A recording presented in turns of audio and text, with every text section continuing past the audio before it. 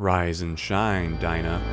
Rise and shine. Hey guys, Gus the Guy here, back with more early access fun, this time in the form of Rimworld. Rimworld is a game that I've been playing a lot lately. It's an early access title, I think, that you can get on Steam. It's from Ledeon Studios, made by, I think, a fellow called Tynan Sylvester. Anyway, it's basically, if I had to describe it, it's like a... It's kind of like an RTS and a survival sim and a management sim all at the same time. To me, it's a lot of fun. Some people may think it's boring as hell, but I really enjoy the aspect of managing and creating a colony that can survive in a harsh environment. So this time, you can already see that I have pretty much already selected everything I need. The three of you awake in your cryptosleep sarcophagi to the sound of sirens and ripping metal. You barely get to the escape pods before the ship is torn apart. Sometime later, you land on this unknown Rimworld. As pieces of the shredded starship fall around you, you start making plans to survive. So that's the scenario we find ourselves in. So we're going to go ahead and just begin. Interesting map here. So these are this is like a swamp or a marsh, and this is just shallow water and deep water. So you can still walk through, I think, shallow and marsh, but it slows you down quite a bit. On the flip side, you end up with a pretty fertile, if I remember correctly, map. So Dinah here is already throwing up everywhere. So she has crypto sleep sickness. So crypto sleep sickness hurts your consciousness. So she has a very poor conscience right now, which can affect just about everything. So I'm going to unforbid some of these building materials here. And okay, and then real quickly, let's go through and see who would best be serving us with these weapons. So I know Dinah, I think, is the one who won't. Yeah, she is afraid of scary things, so she doesn't get a gun, so we're gonna give them to Ritter and Annie. Let's see, Ritter has a better shooting skill, but Annie has the passion for it. So we'll give him the survival rifle. Blech, I can't talk. The survival rifle, because he has more of a passion for it, and he'll level up and make more use out of it, I think, in the long term. And this knife here is honestly kind of useless, because I don't think she'll use it if she has that trait. So the first few minutes here are just going to be us trying to figure out how we're going to set up. So excuse me if I pause and mess with the time a lot. That's just a habit I have, and you're going to have to deal with it. So you can see scattered around here are some resources like packaged survival meals and steel. There's a piece of ship chunk which can be deconstructed and built into other things. And ooh, we have a nice big ore deposit here. So we may construct our base around this area and utilize kind of the natural obstacles here to keep us safe, because you'll soon find out that we are not safe on these planets, and anything we can do to keep us safe is in our best interest. So yeah, I think I see our base here. So we're going to start by making a... how do I want to do this? I think we're going to clear out this area. So I'm going to order my people to chop down the wood in this section of the map. That'll give us some materials here. And then we're going to start figuring out what we want to build. So I think first things first, we should build a shelter, just a general shelter for the people and for our materials so they don't deteriorate, because if they're uncovered and they're out in the open, they will deteriorate over time. Ooh, that's gonna get in my way. That little vent thing there, that's a geothermal vent, or a steam geyser, I guess. Let's cancel that and retry this. We'll just build it directly adjacent to it. And there's really no particular reason why I'm choosing the size of the walls here. 11 just sounds good, and that'll allow me to place objects in the center, because I like to center things. So we'll have a door. We'll put the door right here, I think. So early on in Rimworld, it is... actually, I think it's kind of one of the more exciting times in the game, because it's when you're really getting set up and people are excited and ready to work, because you'll notice your people have optimism, and they have these mood bonuses based on a few things. So... wow, there's a lot to explain about Rimworld. I'd really recommend you research a little bit about it, because it's a really cool game and really in-depth, and I'm probably going to do a horrible job explaining what's going on. But basically, you are these survivors. That's a scenario that is put forth, and you need to find a way to survive and thrive, and maybe eventually escape from the Rimworlds. You're going to be presented with a number of obstacles, such as disease. You'll get raided. People even get kidnapped or killed or murdered. people have mental thresholds, which is a really big part of the game. You may have seen that, for example, on Dinah, I think she has a higher mental break threshold, which means that she is more likely to have mental breakdowns. So you can see here there's different levels of mental break. And you can see there's the extreme break, major break, and minor break. Basically, as you get deeper and deeper into these thresholds, you become more and more likely, or they become more and more likely to break. And when they break, it can have disastrous effects that can really destroy your colony. So sometimes they'll break and start attacking people. Sometimes they'll just binge on food and eat all your leftover food, so there's none left for anyone else. And sometimes they'll just get depressed and hide in their room and they won't get any work done. So you really want to keep their mood up. So that's one of the big challenges here. Another big thing to contend with are, I guess, each part of the body is actually laid out as an individual piece. So things like sight, consciousness, pain, hearing, etc., can all be affected and injured. So for example, someone gets shot, they are probably going to get shot in a certain part of their body. It's going to hurt their blood filtration or their blood pumping or anything like that. You can see certain status effects here, such as old injuries. So Dinah here looks like she has an old gunshot wound that was never properly treated. That gives her a little bit of pain, so that's going to be bugging her and probably hurting her production a little bit. And it also impedes her movement. So interesting things like that result in a very deep level of simulation from what I've seen. I think it's a lot of fun, and I think you guys will enjoy this. So I'm going to continue building here. They are making very slow progress. Let's look at the work tab here. So here's the reason why we only have one guy who's really skilled at labor, and the game automatically assigned only him to constructing. So I'm going to go ahead and just circumvent the game and assign all of them to construction and also all of them to plant cutting so we can get these trees and shit out of the way. And actually, maybe I'll only assign Ritter to plant cutting, or at least get the construction thing out of his way so he can focus on plant cutting. So that way he can be cutting down trees and we can have everyone else building and constructing things.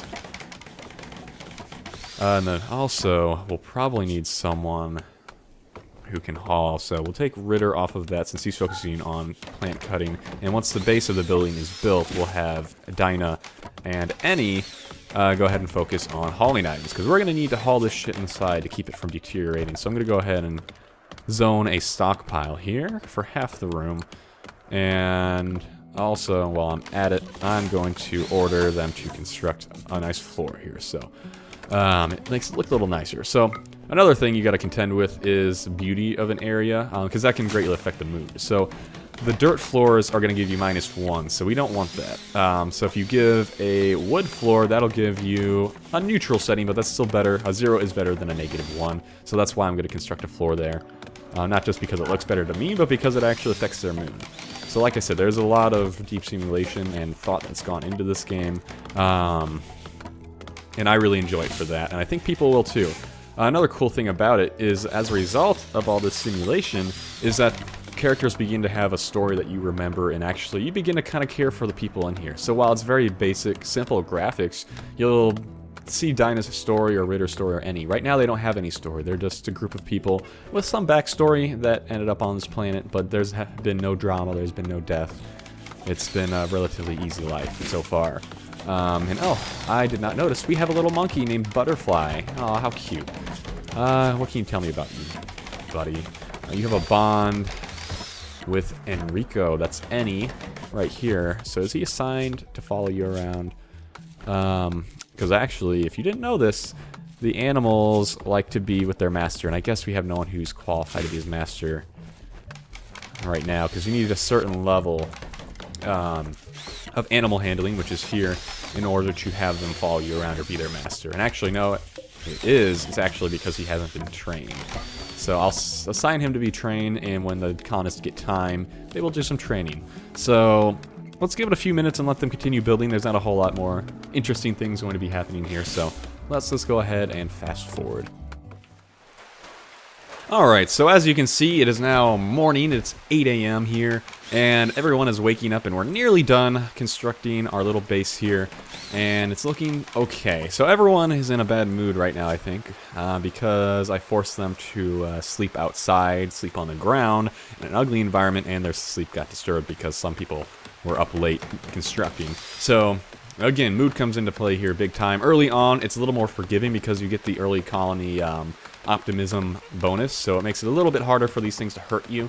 So the colonists a little bit more understanding. You can think of it that way at this time. But as time goes on, for example, in about 3 days and 20 hours, they're going to be less understanding and people are going to begin raising tensions, unless I can construct a more pleasing colony for them to live in. So that's my main objective now. Now that we have this done, oh, we got everyone on plant cutting. Let's kick Dinah off of plant cutting for now and have her do some hauling. Come on, Dinah. There you go. Now she's hauling some stuff inside, getting things organized. And I think next step, we need to look at getting a food source going. So early on, I usually like to start with having a small or medium-sized growing zone, for which I typically grow some rice, because rice seems like it is a quick and easy source of nutrition early on in the game, and it gives me kind of like a bumper. So if I struggle with hunting later on in the game, at least I have rice, because these early provisions, these packaged meals, are only going to last you like 3 maybe days total, before you got to start relying on your own resourcefulness to get food and other necessities. So first we start off with rice. Personally, that's what I like to start off with. Sometimes I do move beyond that, and well, I guess after I do rice, I usually switch to like potatoes or something else. It has a little more nutrition, I think. But anyway, regardless. So let's see, we've got this going on. What else can I do for my colonist? Well, we've got Dinah doing the farming. We got Ritter doing nothing. Ritter, what are you skilled at? Not a ton, but you do know how to cook. So I think I'm going to have Ritter go ahead and be our cook. I'm going to start off with a fuel stove because I have plenty of wood laying around in this place. So I'll need one of those. And I might as well, while I'm at it, build a butcher table. And then I've noticed if you have things in the dark, there is a pretty big penalty as to the success of the actions or activities people are doing. I found that out when I was performing surgery on someone and my surgeon cut out someone's spine for some reason and thought that was a good idea. You'll see that this game can get pretty ridiculous and hilarious at times, if you have an imagination, I suppose. So we're going to go ahead and be building a torch to light things up to improve their success at all of their activities, and we're building a stove because we need a stove to cook things on. So this, once it is no longer necessary for their housing, is probably going to turn into the general eating, probably food preparation and dining room, most likely. I'm trying to think how I'd like to play this one. A lot of times people tend to build just a super fortress, just everything connected and all indoors. It's one giant end-all be-all structure. But I don't think I'm going to play that way, at least for now, on this first playthrough of mine. I think I'm going to go more of a village style. I've done that a couple times and actually found it to be quite fun. So let's go ahead and build a couple houses. So the first houses will be made out of wood here. Like so. So I did 7 by 7, at least on the outside, which means 6 by 6 on the inside, because that seems to be a good sized room, not too big, not too small, because your colonists will actually dislike it if they live in too small of a little house or structure. So I try to make it a comfortable size so you get a little bonus instead of a, I guess a punishment or whatever the opposite of a bonus is, to their mood. We'll go ahead and put doors in the front of each one and have them construct that. And while they're at it, we're going to go ahead and throw down some wooden floors. Like so. And now we wait while they continue to construct. Ritter is once again idle. Well, Ritter, I think until we start having you hunt, we're going to have you focus on growing to give Dinah some help. So while Dinah and Annie are constructing, he's going to do some of that. I guess we'll wait a few minutes and give them a chance to construct. Alright, so it's the morning of a new day, and everyone's up except for Dinah. Why? Oh, there you go. About time. She's taken long enough to wake up. So we still got some construction to do, but people are still waking up. You can see Ritter here is just going for a little walk to cool down, I guess. So is Luddite, or Luddite. Annie is going for a walk as well, and where the hell is Dinah? She is eating some of the resources that are still laying on the ground and deteriorating due to being unroofed. Well, they're not in that bad of shape, although I would say if you could, Dinah, instead of cloud watching, haul this medicine inside, because that's going to become hugely important later on. I mean, why would medicine be important, right? But trust me, it does. So we still have these 3 almost finished here. I'd like to get those finished up before we wrap up the episode here. And also, Ritter, you are still doing nothing. I think I'm going to have Ritter do a little bit of hunting today, just so you guys can kind of get a taste for a few more of the things in Rimworld. So, come on, Ritter. Are you going to hunt, or are you going to eat some packaged survival meat?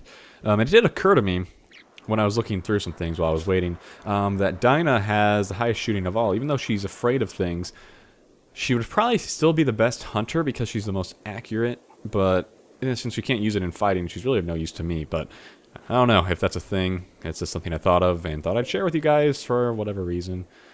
So there we go. Let's go Ritter. So one thing I kind of hate about this game is the AI can be hugely stupid. So sometimes, say for example, Annie or Dinah will just, if they have a goal, say they need to harvest this bush over here, they will literally walk directly in front of Ritter and get shot. That happens so much. It's very frustrating. It'll probably happen a few times here, and I'll probably curse a few times.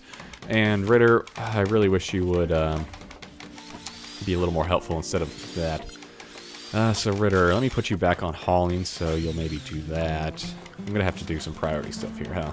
So let's see. I want him to have more priority on hunting and hauling and cooking for now, before anything else. So Ritter. Yeah, by the way, this is how you prioritize things. So, regularly, everything has its own, or they all have the same value as far as how important they are, and it's based on how far up they are. So, higher priority is on this end, and lower priority is on this end here.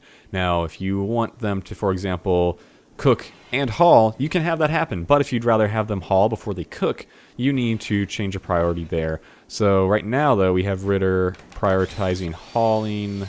They're cooking, hunting, and hauling all the same. So, let's see what he's doing. He's hauling things right now. Eventually... Oh, you know what the problem is? I don't have a bill here. So I need to add a bill to the butcher bench to have him butcher some creatures. Then I need to add a bill for him to cook. He can't cook a fine meal. So we'll have him cook simple meals. We'll have him do it till we have 12. So the reason I picked 12 is because that's the minimum amount you can have without having that annoying little notification there. It's kind of arbitrary and probably doesn't make sense if you think about it, but that's what I leave it as. And also, it keeps it from making too much, because 12, I think, is about what they can eat in one day. It seems like people eat 3 to 4 meals per day in this game, if you have the resources. So that's usually what I shoot for, is about 12. Ritter, I'd really like it if you would butcher this animal. There we go. We need some meat. Meat in our diet. Well, actually, since he's low-level cook, it won't really make a difference, but I still want the meat. The only problem with meat, though, is that it expires quickly if you don't cook it. So we need to make sure we cook it. And then meals, too, they'll expire over time. But meals expire slower than uncooked food. In most cases, at least like raw meat, I guess. So there we go. There's him cooking some meals. I got time sped up here just so he can watch. So that's kind of cool. That's a little piece of the game there.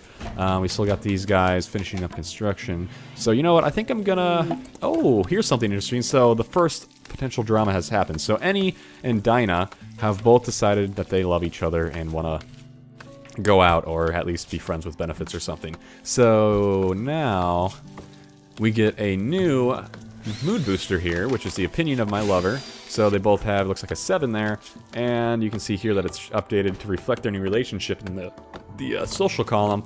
So now they are lovers because Annie successfully wooed Dinah into a romance, and now they're lovers. So that's cool. So you get some cool bonuses out of that. Not only do you get this, but when they sleep together, they will be more happy. So right now they're actually sad because they can't sleep together. So I'll have to build them a double bed. That's probably what we'll do next. So that's exciting. Eventually, the relationship can either go well or go sour. Or even, say, if Ritter gets jealous of them for some reason, he can try to jump in on that relationship. Although, I don't think incest is in the game since Dinah and Ritter are brothers and sisters. So they probably won't happen, but you never know. It could happen. There could be some crazy drama that happens here. So real quickly, I'm going to go place down a couple orders here, so we're going to make a double bed for this room and then 2. Well, really, then I only need a single bed. So we'll do that and fast forward until this stuff is done. We'll probably go ahead and wrap up the episode. Alright, so Annie just finished building the last of the 3 little apartment houses here. And we also have a couple beds here for our colonists here. So we can get rid of these sleeping spots, which don't really help anyone. And quickly assign a bed here for everyone. This one will automatically assign. And as you can see, we have a little notification here. A reclusive child from the Red Raccoon Kamba is visiting the colony. She's named Kamboa Scorpion Lavago. And she seems to have a few items to trade, so she's very slowly making her way over to the center of the colony. Come on now, let's speed that up.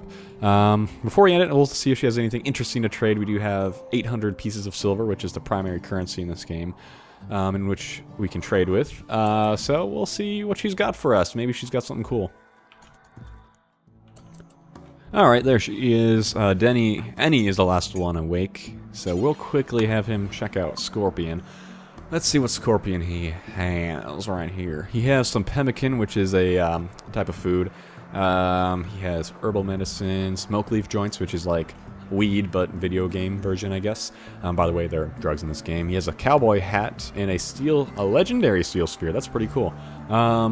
There's nothing really here that I want or need at the moment, so I think I'm going to pass on this trader. And with that, I think we're going to end the very first episode of my new series on Rimworld. So, okay, I'll stop ignoring the obvious. I haven't made a video in like almost 2 years now, and suddenly I'm back like nothing happened. So, let me know in the comments if you are happy to see me, if you don't really give a shit. And also, if you have any questions or anything, or have suggestions, etc., let me know in the comments. If there's enough questions or inquiries as to my whereabouts, or just people want to talk to me, I might make a special video for that. Otherwise, I won't do anything. So, please please subscribe if you like this video. You know how much it helps me. And a big shout out to all those people out there who have been watching my videos, commenting on them, liking them, and asking where the fuck I've been. You guys have been a huge, huge influencer as to me coming back. Just want you guys to know that there has not been a day that has gone by since my last video that I haven't thought about YouTube. And you guys are a big part of that. You guys are always what makes my YouTube channel and any channel successful. So I greatly appreciate you guys unknowingly encouraging me to come back to YouTube. So, for now, this is goodbye until my next video, which will hopefully be in the very near future. My name is Kester the Guy, and I will see you guys next time. Later.